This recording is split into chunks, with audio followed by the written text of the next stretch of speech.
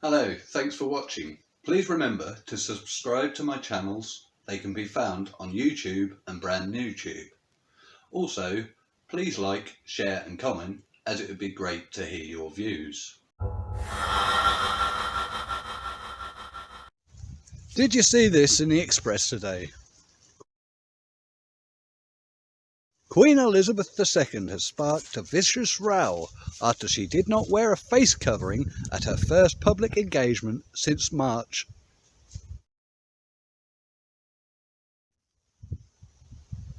The Queen, 94, carried out her first public engagement outside the royal residence in 7 months, since before the coronavirus pandemic gripped the nation.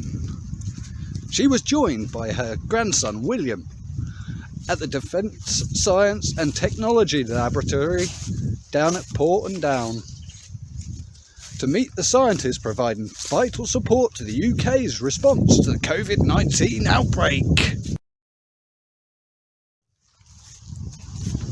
But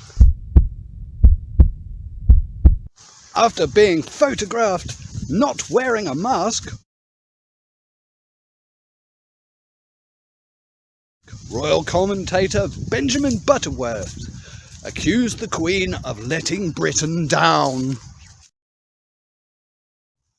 Now, anyone that knows me and my thoughts on our royal family, and whilst I don't disagree that Her Majesty and her family are constantly letting Britain down over the years, we should not be shaming anyone who chooses not to wear a face covering, no matter who they are.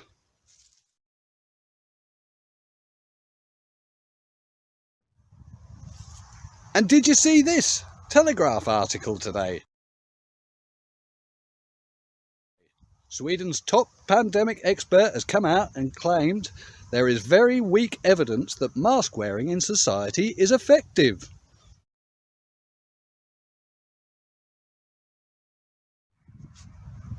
Anders Tegnell, Sweden's state epidemiologist, said it was dangerous to believe that masks could make a huge difference in the fight against COVID-19.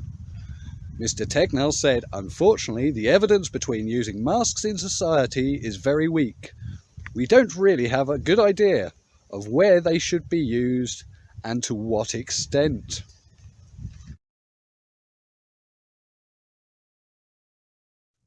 He added, despite a lot of European countries making masks mandatory, they are now experiencing a surge in cases. I think it's dangerous to believe that masks will make a huge difference when you have an epidemic like this one, he said. Well, let's be fair, us plebs have been saying this for a while. It doesn't take a scientist to point out the flaws in mask wearing.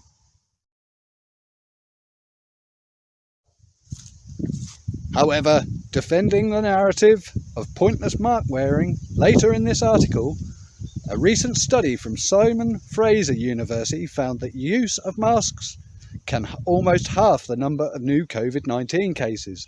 Covering the face indoors resulted in up to 46% fewer new COVID-19 cases every week in Canada, the researchers found. Somehow, I thought the Simon Fraser University would say this. Why is that, I hear you ask? It's because in this corrupt world we are living in, money talks. In none of the mainstream do they give you the full story. What they fail to mention about the Simon Fraser University is that in June this year they received $1,638,614 from the Bill and Melinda Gates Foundation.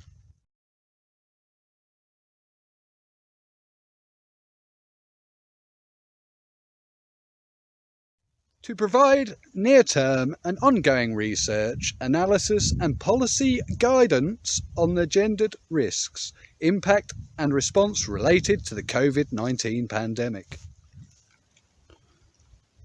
See, all roads lead to Gates.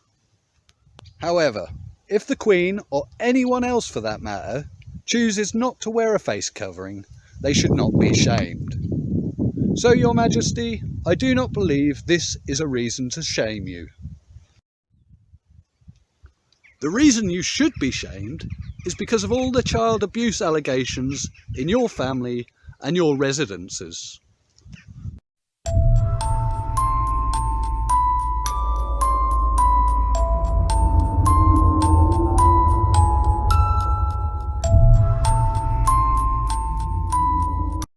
The reason you should be shamed is you let your son and heir take political stances and call for global martial law instead of flicking him on his huge lugs and putting him in his place.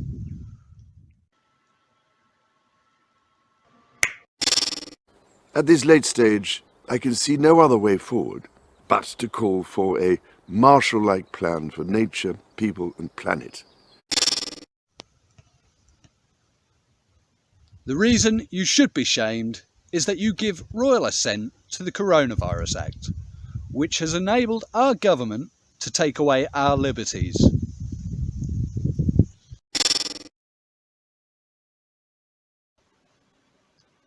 This is the crazy world that you have created. This is the tyrannical dystopia that you have given royal assent to. It's a sick world we live in.